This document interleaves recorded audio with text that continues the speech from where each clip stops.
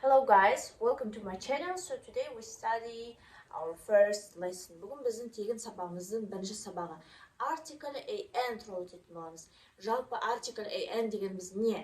Article an'ді біз қолданамыз егер бізде бір зат болғанда. Бір зат, бір нәрсе болған кезде. Ол бізде орыс тілінде, қазақ тілінде жоқ. Дауысты әріптерге біз қоямыз n, дауыссыз әріптерге біз қоямыз a. For example, apple. Бірінші әрпі a, дауысты, біз оған қоямыз n, apple. Келесі potato. Бірінші әрпі p, дауыссыз, біз оған қоямыз a potato. Енді біз қашан an-ді қоймаймыз? Логично. Егер ол бізде бір зат болған кезде an қоятын болсақ, значит бізде бірнеше немесе көп зат болса, біз an артиклін қоймаймыз.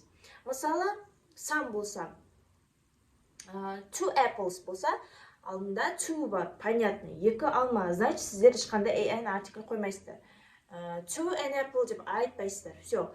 Және де apples, және де соңында s окончание болған кезде. S, es дегеніміз жалғанады, егер де сіздерде көпше болған кезде. Мысалы, алма, apple, алмалар, apples. Мынаусы сол лар деген көпше нәрсе, значит сіздер уже артикліне an қоймайсыз. Мысалы, box, коробка, boxes. Yes, ол сіздерде уже көпше. Алдына ешқандай an артиклі қойылмайды. So, енді астына төмен қарай түссеңіздер, міндетті түрде ойынға ссылка болады. Мен авторский методикалық ойыным өте қысқа, артық көп миды ашытатын тапсырмалар жасаған жоқпын. Просто соны қолыңыз босаған кезде, любой моментте, қазір болсын, жолда болсын, бір жерде очередьте тұрған кезде ойнайсыздар и сонымен просто жеңіл үйренесіздер ағылшын тілін.